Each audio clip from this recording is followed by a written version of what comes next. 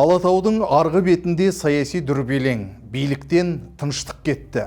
Өткен күндері Бішкекте біраз лауазым иесі қызметінен айырылып, кейбірі тұтқындалды.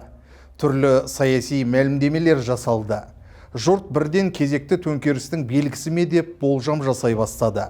Ал бұл даудың басы Қамшыбек Тәшиевке тірелді.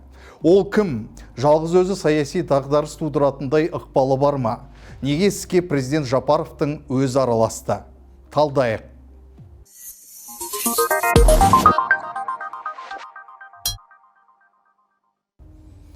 Қамшыбек Тәшиев кешеге дейін Қырғыз елінде екінші адам саналды. Ол бір уақытта Қырғыз ұлттық қауіпсіздік комитетінің басшысы әрі үкіметте вице-премьер қызметін атқарды.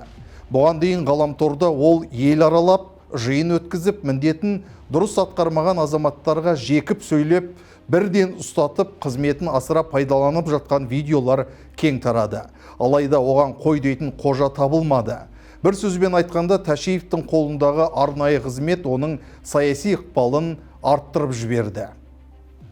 Жалпы Тәшиев көшеден келген кісі емес, ол президент Жапаровтың ескі үзеңгілесі. Тіпті 2013 жылы Бішкекте тәртіпсіздік ұйымдастырды деген айып тағылып, Жапаров екеуі сотталған.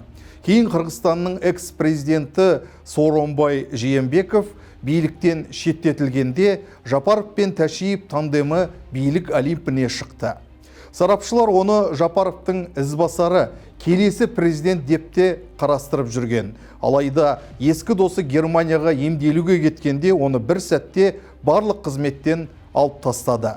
Саясаттан алыстатты. Неге? Негізгі себеп 75-тің хаты. Ол хатта 75 азамат, экс-депутат, министр, премьер-министр, спортшылар Жапаровтан биылдан қалдырмай президент сайлауын өткізуді талап еткен. Өйткені Жапаров ескі конституция бойынша бір мерзімге 6 жылға сайланған. Ал жаңа конституция бойынша президент 5 жылдан 2 мерзімге сайлана алады. Жапаровтың мерзімі биыл аяқталса, ол келесі сайлауға қатыса ала ма деген сұрақ әлгі азаматтарды қатты мазалаған.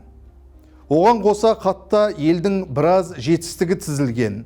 Ол негізінен Тәшиев жауапты салалар, сондай-ақ шешілмеген проблемаларда жазылған. Мұның соңы жақсылыққа апармайтынын сезген президент Жапаров лезде әрекет етті. Өйткені мұның артында Тәшиевтің президенттік билікке ұмтылысы жатыр деп топшылаған болу керек.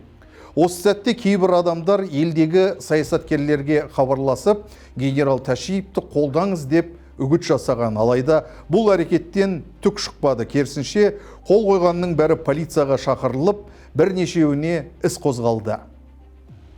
Кейін жағдай домино принципімен жалғасты.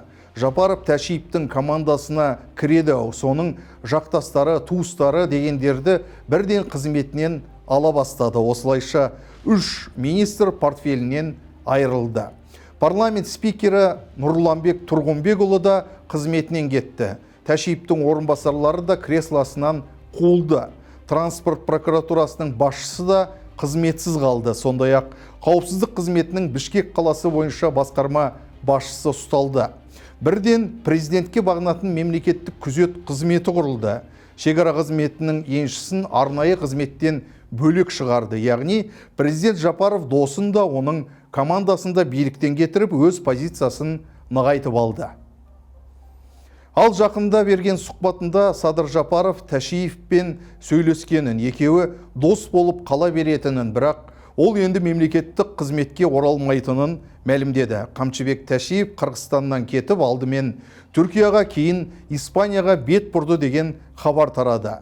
Айтпақшы, президент сайлауына қатысты дауға Конституциялық сот нүкте қойып, оны 2027 жылдың қаңтарына белгіледі. Сонымен бұл саяси даудың себебі не болды? Екі достың билікке таласуы ма, әлде әдеттегідей Қырғызстанның оңтүстік және солтүстік өңірлерінің саяси қақтығысы ма? Жалпы Тәшиев шынымен 75 адамды пайдаланып, бас билікті басып алғысы келді ме? Әзірге бұл сұрақтарға жауап жоқ. Бірақ бір анық дүние бар. Президент өз қызметінде қалды және саяси тұрақтылықты қамтамасыз ету үшін қажет шешімдерді қабылдады. Жылдар бойы жалғасқан саяси тандем өз соңына жетті.